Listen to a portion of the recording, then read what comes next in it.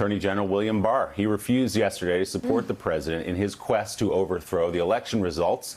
That was on display yesterday at a news conference, ostensibly to announce new charges related to the 1988 bombing of Pan Am Flight 103 over Scotland. Attorney General Barr knocked down a series of President Trump's false claims and conspiracy theories. He began with this comment on the Hunter Biden investigation. I think to the extent that there's an investigation, I think that it's being handled responsibly and professionally currently within the department. And to this point, I have not seen a reason to appoint a special counsel, and I have no plan to do so before I leave. Okay, so no special counsel on Hunter Biden. Then this from the Attorney General on President Trump's reported push to seize voting machines.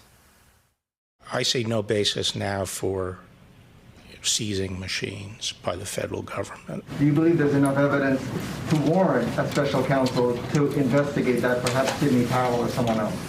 Well, if I thought a special counsel at this stage was the right tool and was appropriate, I would name one, but I haven't, and I'm not going to. Okay, so no special counsel there, not going to seize the voting machines. And finally, this on the president's claims that Russia may not have been behind the massive cyber attack against U.S. federal agencies.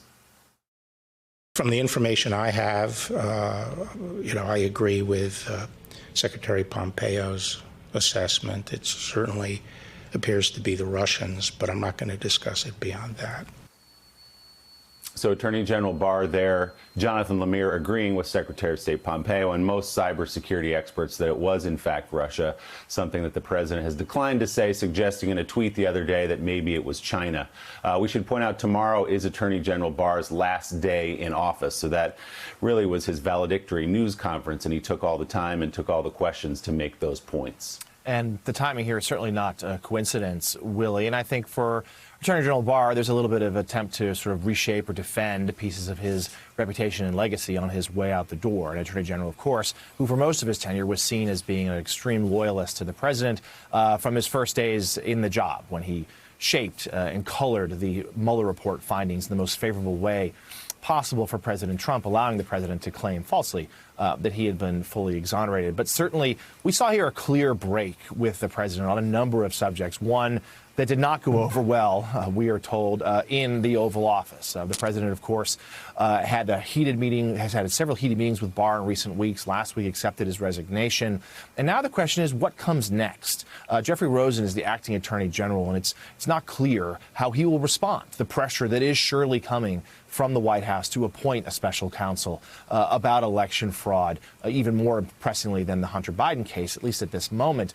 And to this point, those around Rosen say he's not inclined to do so, but they don't know how he will respond to the demands from the Oval Office and the potential, of course, that Rosen could get dismissed if the president wants to install someone else in that post. But we are seeing also, Willie, this legal team, this ragtag group of advisors, as we've been saying, I mean, there's divisions even within that, as Rudy Giuliani is suggesting that Sidney Powell does not speak for the president right now, but yet Powell's been in the Oval Office 3 of the last 4 days. They can't agree on a strategy here. Certainly, all of their legal challenges have been met with defeat, and now they're attempting one last ditch effort. This idea of that first week in January when Congress meets to certify electoral college votes, they were trying to garner both senators and Republicans from the GOP to do the president's bidding, to try to object to that. That's not going to work either. Joe Biden is still going to be president-elect, but it remains so very damaging to the democracy and undermining some, at least in the minds of some Americans, the legitimacy of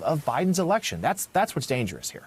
Thanks for checking out MSNBC on YouTube, and make sure you subscribe to stay up to date on the day's biggest stories. And you can click on any of the videos around us to watch more from Morning Joe and MSNBC. Thanks so much for watching.